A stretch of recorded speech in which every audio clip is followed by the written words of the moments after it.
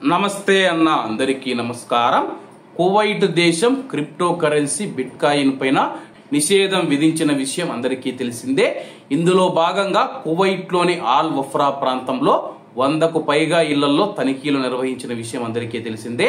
అక్కడ అక్రమంగా crypto currency mining కార్యకలాపాలకు పాల్పడుతూ ఉన్న వారిని అదుపులోకి తీసుకొని అక్కడ ఉన్న ఏవైతే పరికరాలు ఉన్నాయో అవి కూడా స్వాధీనం చేసుకోవడం జరిగింది. ఒక్క ఆల్ వఫ్రా ప్రాంతంలోనే ఇటువంటి కార్యకలాపాలను అడ్డుకోవడం వల్ల కువైట్ లో ఇటీవల తనిఖీలలో భాగంగా ఆల్ వఫ్రా ప్రాంతంలో 100 ఇళ్లకు పైగా అయితే తనిఖీలు నిర్వహించడం జరిగింది.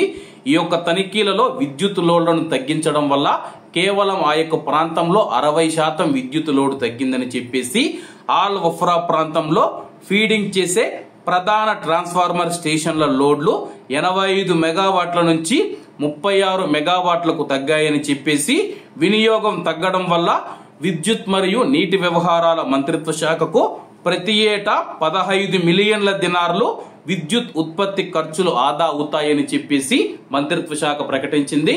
కువైట్ దేశవ్యాప్తంగా ఈ తనిఖీలు అయితే కొనసాగుతూ ఉన్నాయి.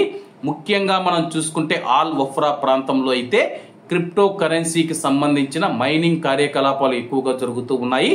దీనివల్ల అత్యధికంగా విద్యుత్ ఖర్చు అవుతూ ఉందని చెప్పేసి దీంతో కువైట్ దేశం మీద ఆర్థిక భారం పడనుంది. అధికారులు తనిఖీలు చేసి ఆ యొక్క ఇళ్లను గుర్తించి అక్కడ ఉన్న వారిని అరెస్ట్ చేసి పరికరాలను కూడా స్వాధీనం చేసుకొని క్రిప్టో కరెన్సీ పైన కువైట్ ప్రభుత్వం నిషేధం విధించింది. కాబట్టి అందరూ బాగుండాలి, అందులో మనం ఉండాలి. అందరికీ నమస్తే అన్న, జై హింద్.